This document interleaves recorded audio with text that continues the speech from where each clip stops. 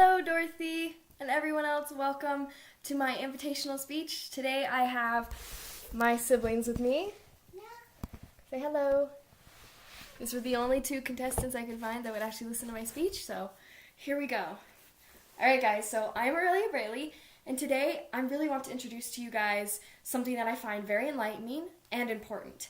I'm going to be discussing the effects of video games and TV on the mindset of children with autism. Firstly, I would like to discuss what autism is and how a child with autism thinks differently than a neurotypical child. Then, I would like to delve into the subject of the effects of computer-based video games on neurotypical children. And lastly, I'm going to be bringing to light the good and the bad effects of video games and TV and what they have on children with autism, and my opinion and the reason that I have the point of view that I do. My first point is, what is autism?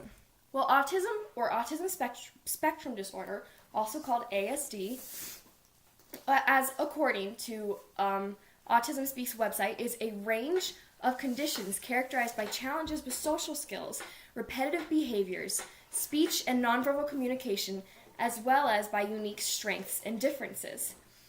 My second point, neurotypical means not displaying neurologically atypical patterns. In layman's terms, neurotypical means normal.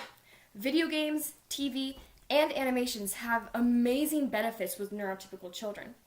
It can help in school, it can help with fact and recall, as well as help with problem solving and recognizing multiple solutions for problems like math problems or finding out a way to write a paper.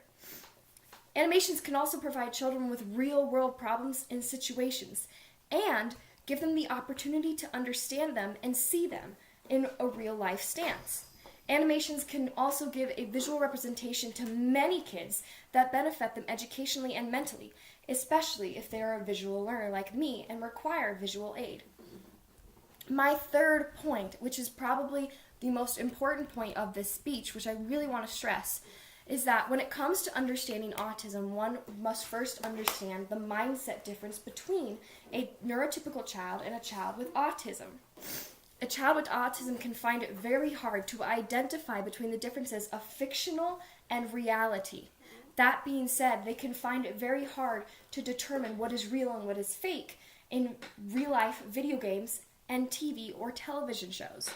Visual presentations can be very nurturing when a child is young, but only under watchful eye. A lot of children with autism find that websites that let them design and build objects help them to understand math, and so on and so forth.